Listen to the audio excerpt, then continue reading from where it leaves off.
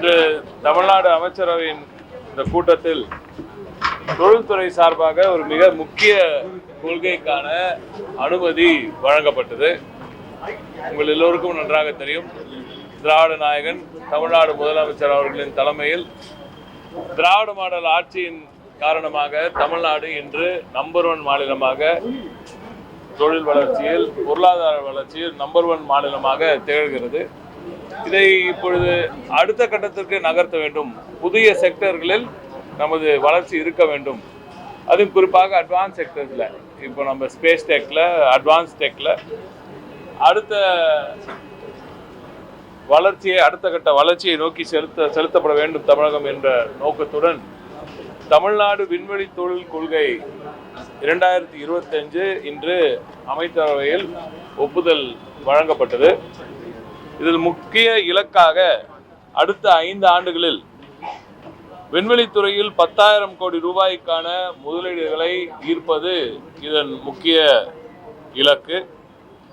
குறைந்தபட்சம் 10,000 நபர்களுக்கான வேலைவாய்ப்புகளை உருவாக்குதல், விண்வெளித்துறைக்கு தகுதியான திறமை வாய்ந்த ஆட்களை உருவாக்குதல், அந்த டேலண்ட்டை கிரியேட் பண்ணுறது, 10,000 கோடி ரூபாய்க்கான முதலீடை ஈர்த்தல், 10,000 நபர்களுக்கான வேலைவாய்ப்பு, விண்வெளி தொழிலுக்கான ஸ்பேஸ் டெக்கில் டேலண்ட்டை இம்ப்ரூவ் பண்ணுறது. இந்த 3 இலக்குகளுடன் நாம் பொதுவாக மேனுஃபேக்சரிங் செக்டரில் மட்டும் நம்ம கவனம் இருக்கும். உற்பத்தி துறையில் பெரும்பாலும் நமது கவனம் இருக்கும். ஆனால் இந்த முறை ஸ்பேஸ் டெக்கில் பொறுத்த வரைக்கும் சேவையிலும் சர்வீசஸ்லையும், ஸ்பேஸ் டெக் சர்வீசஸ்லையும் நம்மளோட கவனம் இருக்க வேண்டும் என்று அமைச்சரவையில் மாண்புமிகு முதலமைச்சர் அவர்கள் அறிவித்ததன் பேரில் இந்த அமைச்சரவை ஒப்புதல் கிடைத்துள்ளது. எனவே இது தமிழகத்தின் ஸ்பேஸ் டெக் ரேஸ்ல இந்தியாவில் இருக்கும், ஏன் உலகளவில் இருக்கும் இந்த போட்டியில் தமிழகத்தின் பாய்ச்சலுக்கு மிகப்பெரிய ஒரு உத்வேகத்தை, மிகப்பெரிய ஒரு பூஸ்ட் ஒன்று கொடுத்திருக்கார் மாண்புமிகு முதலமைச்சர் என்று. இதுல 25 கோடி ரூபாயிலேருந்து இருக்கிற சின்ன கம்பெனிஸ்க்கும் இதுல ஸ்டார்ட் அப்ஸ்க்கும் ஒரு மிகப்பெரிய ஊக்கம் வழங்கப்பட்டுள்ளது. அதுதான் ரொம்ப முக்கியமான ஒரு அம்சம் இதுல. எனவே சிறு கம்பெனி, ஒரு ஸ்டார்ட் அப், ஏன்னா ஸ்பேஸ் ரேஸ்ன்றதே ஒரு ஸ்பேஸ் டெக் டெவலப்மெண்ட்ஸ் எல்லாமே ஒவ்வொரு நாளும் அதிவேகத்தில் போயிட்டு இருக்கு. அதுவும் குறிப்பாக இப்போ ஏஐயோட இன்ஃப்ளூயன்ஸோட சேர்ந்து உலகத்தில் இருக்கிற அனைத்து டெக்கும் இப்போ இந்தியாவிலே, ஏன் தமிழ்நாட்டிலேயே இப்போ எதை வேண்டாம் நம்ம பண்ணலாம். ராக்கெட்ஸை பிரிண்ட் பண்ணுறோம் தமிழ்நாட்டில்.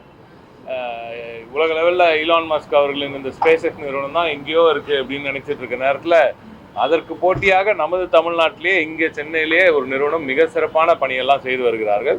எனவே அப்படிப்பட்ட நிறுவனங்களை, அதுக்கு அடுத்து இருக்கும் பல இளம் தலைமுறையினர், அவங்க இந்த ஸ்பேஸ் டெக் ஃபார்ம்ஸ் நிறைய ஸ்டார்ட் அப்ஸ் உருவாக்கியிருக்காங்க. அவங்களுக்கெல்லாம் ஊக்குவிக்கும் அளவில் இந்த பாலிசி உருவாக்கப்பட்டிருக்கிறது. இதில் பேட்டன்சி, அதாவது பேட்டன்ஸ் வாங்குறதுக்கும் 50% சலுகை நம்ம அரசாங்கமே கொடுக்கும். 300 கோடி ரூபாய்க்கான மேலான முதலீடுகளுக்கு ஸ்பெஷல் பேக்கேஜ் ஒன்று கிரியேட் பண்ணியிருக்கோம். அதே போல் தமிழகத்தில் ஒரு சில இடங்களில் ஸ்பேஸ் பே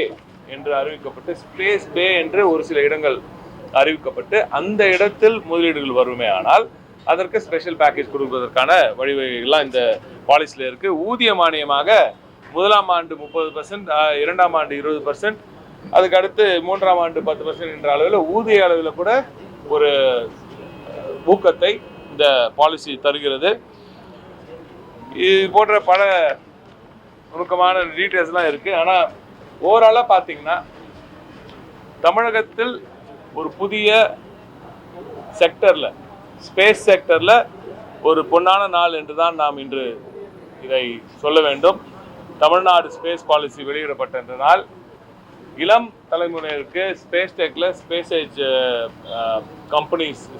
கம்பெனிஸை உருவாக்கக்கூடிய இந்த இளம் தலைமுறைக்கு இது மிகப்பெரிய ஒரு அறிவிப்பாக இருக்கும். உலக அளவில் இருக்கும் பல தொழில் முனைவோரும் இனி நிச்சயமாக தமிழகத்தை நோக்கி வருவார்கள். குறிப்பாக குலசேகரப்பட்டினம் போன்ற நமது தென் தமிழகத்தில் இருக்கும் சில பகுதிகளுக்கு இது மிகப்பெரிய ஒரு வரப்பிரசாதமாக இருக்கும். தமிழகத்தில் இருக்கும் பல பிற பகுதிகளுக்கும் ஸ்பேஸ் டெக் சம்பந்தப்பட்ட தொழில்கள் இனி தமிழகத்தை நோக்கி மிகப்பெரிய அளவில் படையிடும். வேற மாநிலங்கள்ல நான் தொழில்துறை பற்றி மட்டும் சொல்றேன், மற்றதெல்லாம் நாங்கள் இல்லை நம்ம ப்ரொவைட் பண்ண இந்த பாலிசியை பொறுத்தவரை இந்த பாலிசியை பார்த்து இன்னும் முதலீட்டாளர்கள் வருவார்கள். அதன் மூலம் 10,000 வேலை வாய்ப்புகள் நிச்சயமாக வரும். எனக்கு தெரிஞ்சு அதோட ஜாஸ்தியாக தான் ஆகும்னு நினைக்கிறேன். இதில் குறிப்பாக பார்த்தீங்கன்னா இதில் வர வேலை வாய்ப்புகள் எல்லாம் சாதாரண வேலை வாய்ப்புகள் இல்லை, ரொம்ப ஹை அண்ட் வேலை வாய்ப்புகள். எனவே அதனால தான் இந்த பாலிசி ரொம்ப இம்பார்ட்டன்ட் சொல்கிறேன். ஸோ நம்ம பிள்ளைகளுக்கு நம்ம ஊர்லேயே ஹை அண்ட் வேலை வாய்ப்புகள் நிறைய ஊதியம் கொடுக்கக்கூடிய ஒரு வேலை வாய்ப்புகளை உருவாக்கக்கூடிய பாலிசி இது. மிக சிறப்பான பாலிசி. இந்த பாலிசியை ஒப்புதல் வாங்கி கொடுத்த நமது மாண்பு முதலமைச்சர் அவர்களுக்கு துறையின் சார்பாகவும் நன்றி தெரிவித்தார். அது இன்னும் ஐடென்டிஃபை பண்ணல. ஸ்பேஸ் பேஸ்ன்னு அதை ஐடென்டிஃபை பண்ணுவோம். இன்னும் ஒரு சில இடம் ஐடென்டிஃபை பண்ணியிருக்கோம், அதை டிக்ளேர் பண்ணுவோம். வேற மாநிலங்களும் நம்மள மாதிரி தான் பாலிசி டிக்ளேர் ஆயிருக்கு. வேற மாநிலங்களும் நம்மள மாதிரி முன்னெடுத்திருக்காங்களா? வேற மாநிலங்கள் இல்ல ஸ்பேஸ் பேஸ் இது வரைக்கும் மற்ற மாநிலம் பண்ண மாதிரி எனக்கு தெரியல. பட் இது வந்து ஆமா நம்ம எது தமிழகம் செஞ்சாலும் ஒரு முயற்சியோட இருக்கும். Maybe I am not too very sure, but space base நம்ம தமிழ்நாட்டில் உருவாக்கும்.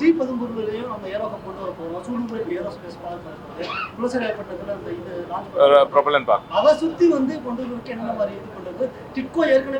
இல்ல ஒரு சில இப்போ ஸ்டார்ட் அப்ஸ் எல்லாம் வந்து இப்போ நீங்க ஒரு ஸ்பேஸ் போர்ட் பக்கத்துலாம் இருக்கணும்ன்ற அவசியம் இல்லை. சில ஸ்டார்ட் அப்ஸ்லாம் நம்ம சென்னை போன்ற இடத்துலயோ இல்லை கோயம்புத்தூர் போன்ற இடத்துலயோ இருக்கலாம். ஸோ தேவைக்கேற்ப அந்தந்த இடத்துல அவங்க ஆரம்பிச்சுக்கலாம். இந்த பாலிசி எல்லாருக்குமே உதவிகரமா இருக்கும். செய்திகளை உடனுக்குடன் தெரிந்து கொள்ள கீழ்கண்ட கேபிள் மற்றும் DTH நெட்வொர்க்குகளில் எம்நாடு செய்தி தொலைக்காட்சியை காணுங்கள். பாதகம் செய்பவரை கண்டால் நாம் பயம் கொள்ளலாகாது பாப்பா. மோதி மிதித்து விடு பாப்பா, அவர் முகத்தில் உமிழ்ந்து விடு பாப்பா. அண்மை செய்திகளை உடனுக்குடன் தெரிந்து கொள்ள இணைந்திருங்கள் எம்நாடு தொலைக்காட்சியுடன்.